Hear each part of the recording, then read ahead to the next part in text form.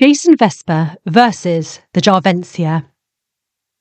Jason Vesper's travel throughout the multiverse in his magic hot air balloon allowed him to see incredible wonders beyond even the vampire's comprehension. From universes made of ice, to realities where sentient planets flew through space, to worlds where the natural laws as we know them were turned upside down and inside out. Sadly, however, it also brought him into conflict with some of the most evil creatures in the entire Alpha Omniverse. Monstrosities who would make his life a living hell for centuries, destroy countless lives and threaten the very fabric of creation itself. Understanding the history of these abominations is important, not just in learning about Jason, but the history of the entire Alpha Omniverse itself. By far and away, Jason's greatest, most evil and destructive adversaries were the horrifying undead cyborgs known as the Jarvencia. These creatures originated from the Avercia reality and were the product of perhaps the most destructive war in any individual universe. The Avercia's universe history prior to its devastation is scarcely known. It originally had similar natural laws to the Stars universe, but it did not have a version of Earth, or at least there was none by the time of the war. It was also a relatively small universe, being only half the size of the stars. Finally, there were also two great powers in this universe, the Kree and the Avercia races. What started their war, no one is exactly sure, though it appears that the Kree, who were a humanoid species, were the primary aggressors in the conflict as their power base was a corrupt and oppressive empire. Or, at least, that is what their creations, the Jarvencia, always claimed with pride. Whilst the Avercia's power base appears to have been more an alliance of planets. Nevertheless, the war eventually changed the Avercia, if they were a more peaceful race at first, as both powers not only resorted to using the most devastating natural weapons that could destroy stars, never mind planets, but the darkest forms of magic too. Within a few centuries, the laws and nature of this universe broke down as a result of both sides' weapons, and it became a nightmarish place full of anomalies, curses, mutations, distortions, and nightmares made of flesh far worse than even the darkest hell dimensions. The Jarvencia, meanwhile, were created long after the natural laws broke down by the Kree, and, ironically, were initially among the lowest drones of the war. They were actually two beings fused into one, a magical tank-like robot casing and a reanimated Kree corpse inside. The robot casings possessed a limited form of sentience on their own, which, coupled with the vast databanks of knowledge programmed into them, allowed the robots to function on a base level. The corpse placed inside the casing, meanwhile, was partially revived by its magic, enough to pull the corpse's soul from the great beyond. However, this would be no normal resurrection, as the soul was fused with the casing's sentience to the point where the soul and the machine became a new mind, still channeled through the corpse, but now controlling the robot casing instead. This new mind possessed the vast knowledge of the robot's database, but the imagination, reasoning, to an extent, and, above all else, the anger of the human soul at being ripped from its eternal peace, magnified many times over. Whilst the new mind could think for itself, it was ultimately conditioned by the very magics that created it to be completely loyal to the Kree's cause and devoid of any emotions such as love, remorse or compassion, with its anger fueled towards the Kree's enemies. These entities were christened the Jarvencia, an ancient Kree word for hatred. It was not only Krees that could become Jarvencia, however. Provided their corpse could fit inside the machine, any life form could become one. The Jarvencia still possessed individual personalities to an extent, and even had names, but they were not the people whose bodies had been used, even if they were made from their souls and had their memories. They always, without exception, took new names and identities. The standard Jarvencia's casing was physically based on both ancient Kree armour from their earliest wars, which had remained a symbol of power and fear, and their most advanced tank-like war machines. Inside each casing was the constant playing of the ancient primal drums that the earliest Kree used to play when going into battle, which was not just simply for propaganda. The drums were actually the Kree's first discovery of magic and helped give them greater power as the spell had grown and evolved over the centuries along with the Kree themselves. Only the creature inside the Jarvencia casing could hear the music, however. Each robot casing not only possessed tremendous physical strength, with their arms being capable of moving in any direction, they were also nearly indestructible and had the ability to fly in two separate ways. One method allowed the casing to hover, whilst another allowed it to fire off like a rocket, producing a flame underneath which could also double as an effective weapon, as well as propelling the casing at a greater speed. Each casing's primary weapon was a ruby-shaped gun contained in its chest that could shoot a variety of lethal spells and enchantments, as well as advanced energy beams if needed to. Their heads and midsection could also swivel 360 degrees if needs be, with the visor on the face being their source of vision. Finally, the Jarvencia could communicate with each other and other life forms via their thoughts, being spoken aloud by the machines if they wished in a mechanical voice, with the magic of their machines also translating their words to any language they wished. If a corpse was removed from its Jarvencia casing, then the casing would continue to function on a basic level and either seek out its old host or, if that were not possible, a new corpse. It did not matter who the corpse was in life, their mind would ultimately be fused and twisted with the machine to fulfill the same purpose. If the resurrected host were left out of the machine for too long, they would degenerate, both mentally and physically, into rage-filled, savage zombie-like creatures who could never enter their casings again. Jarvencias who failed were punished by being forced to leave their casings with their zombie forms then being used as guard dogs or to feed prisoners of war to. These degenerate zombie hosts were very difficult to kill, requiring complete bodily dismemberment. Whilst there were far more advanced war machines from both sides of the war, the Jarvencia proved especially useful due to their combination of fanaticism and the fact that there could always be more of them due to the vast amount of casualties. The corpses did not have to be in perfect condition to be used, as even skeletons were capable of being hosts for these filthy war machines. The creator of these horrors, the tyrannical Kree, known as Avercia, wanted men who would not hesitate in battle, either for their own safety or if they were asked to murder even the most helpless civilian, as, unlike previous leaders in the war, he wanted the Avanias and their allies exterminated completely. Sadly, he got that in the Jarvencia, though they were just one of many unspeakable horrors he created. Whilst Avercia didn't start the war, in fact, he assumed power over 100 years after it started, he is largely responsible for its escalation. Avercia ruled his people for over 5,000 years, extending his own life through the darkest magics, whilst all of his followers were sacrificed in his insane lust for power.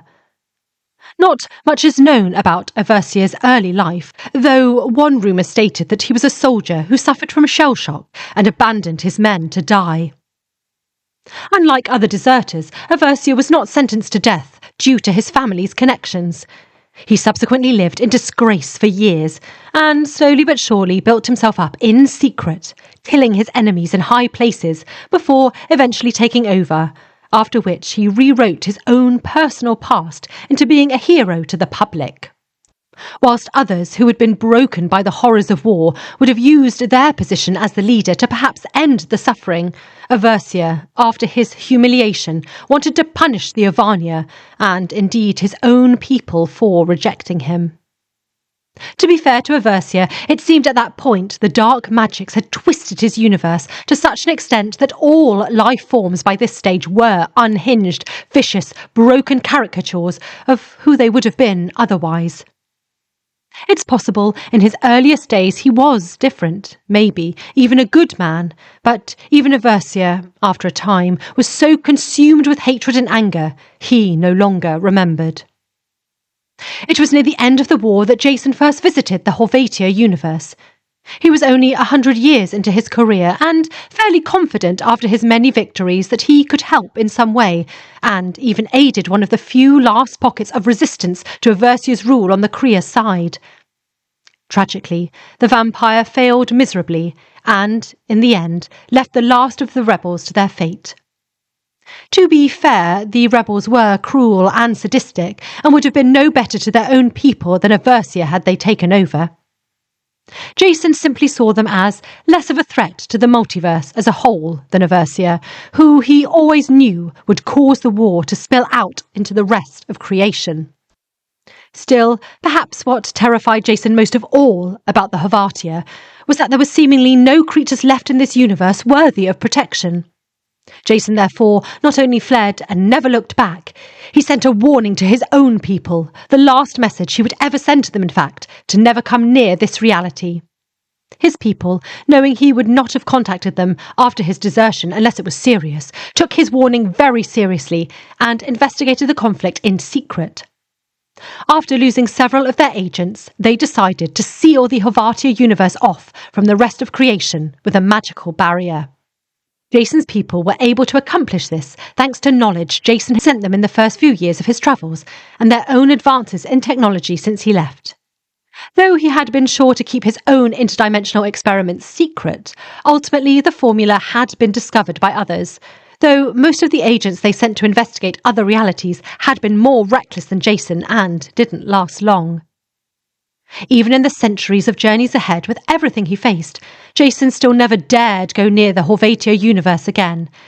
And, sure enough, a short time after the barrier was placed around it, the last natural forces of the Avercia universe that were barely holding it together finally collapsed completely. The majority of life finally perished, even the most horrific mutations. But at least a few of the Jarvencia survived, due to the fact that they were not technically alive, and afterwards they built their forces up like never before through conversion of the bodies of the dead.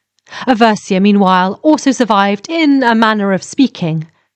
He knew that the universe had reached a point of no return years before the rest of his people, and prepared a special force field created from the most powerful magics, including samples of Jason's people's barrier he had built up over the years. He couldn't simply flee, as not only was his people's interdimensional technology weak, but again the barrier around his universe, which neither side was capable of breaking due to their resources being taken up in battling each other. Avercia hoped that when the effects of the weapons had died down and the remains of his universe stabilised, he could re-emerge and command his Jarvencia soldiers, many of whom he knew would survive, to help him escape this dead universe. Sadly for Avercia, however, his force field did not completely protect him, and his body was still ripped apart by the final collapse. His soul, however, was still preserved by his experiments, though not to the point where it wasn't infected by the dark magic of the collapse that further twisted it. Avercia was made not only into a reflection of his own dark nature by the magic, but all the chaos he had inflicted on his own reality, which transformed him into a gigantic, flaming, bloody skull, a literal symbol of death, unable to move from the force field. At least at first.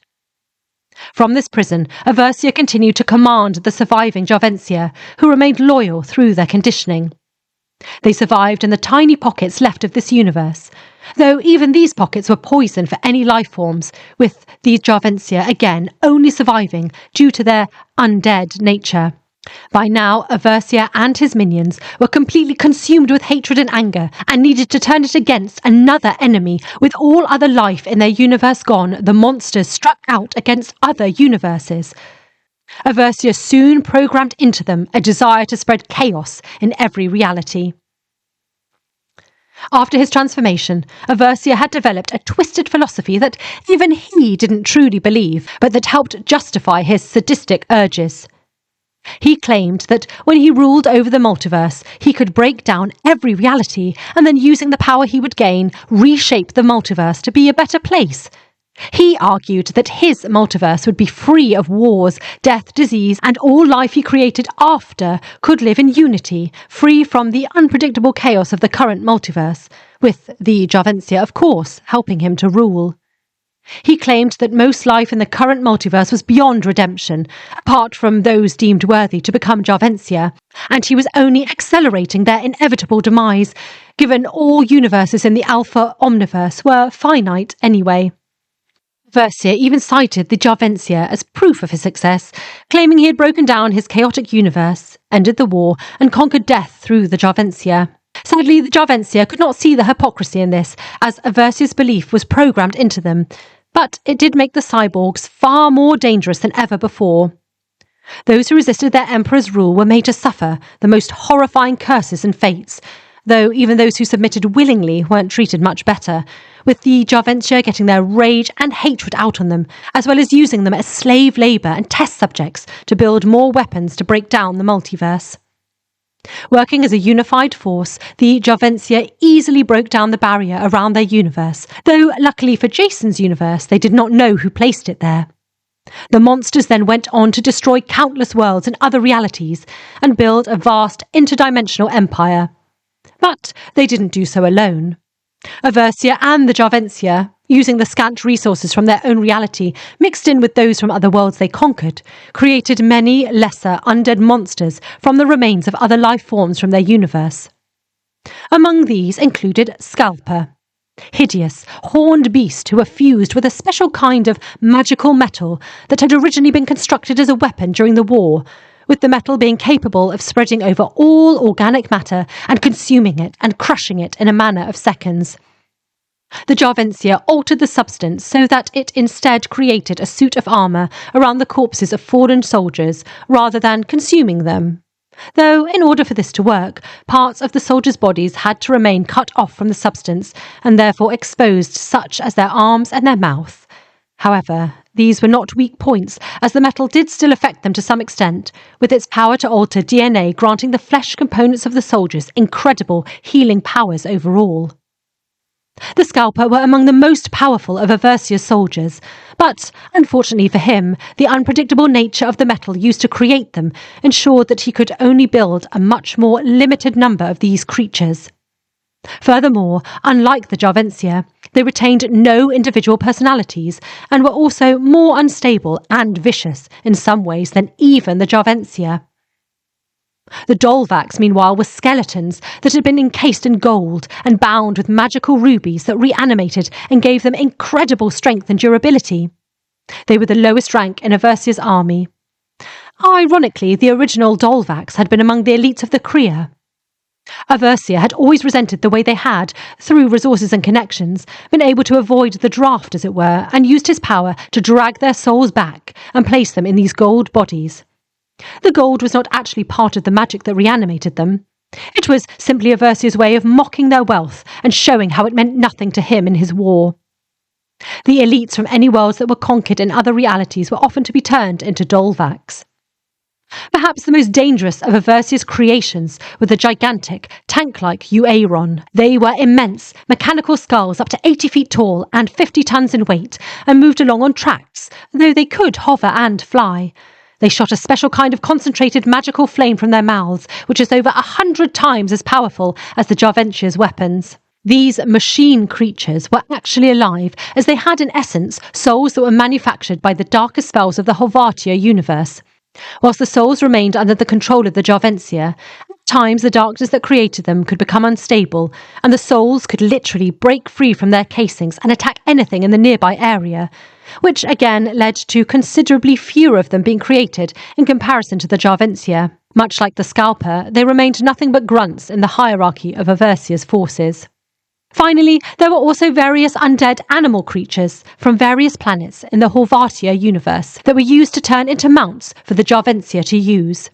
Despite not being his most powerful minions, Avercia still made the Jarvencia his main soldiers for many reasons. First and foremost, they were the easiest to create and control. Second, whilst his conquests could give him access to resources from other realities, the fact that he was constantly at war made it harder for him to create new creatures as time went on, as opposed to simply producing more of or refining his existing beings. Finally, he took tremendous pride in the Jarvencia, given they were his creatures that had managed to survive the destruction of his universe. Avercia possessed a tremendous respect and, in some twisted way, love for them as a result, viewing them as his children and a true testament to his genius. There were naturally different ranks within the Jarvencia from this point on as well, now that they were the main power. The lowest ranked, the drones, possessed a simple bronze casing, whilst the elite soldiers' casings were not only stronger but had a more distinctive armour. Above them, the captains possessed silver, more advanced casings. Finally, under Avercia were the Supreme Order, who came in 3 colours: black for males, red for females, and gold for the highest ranked. The Supreme Order lived in Aversia's palace that had been built around the prison he was trapped in and was made of forces salvaged from multiple universes. Jason had more encounters with the Jarvencia on his travels before he arrived on the Stars Universe version of Earth, where he remained for over a decade in an attempt to close the multiple dimensional rips that had been created around that universe's version of the planet. The vampire was eventually able to conquer his fear of the Jarvencia during this time, but he still endured many more losses against the creatures who he considered to be the most evil beings in all of creation.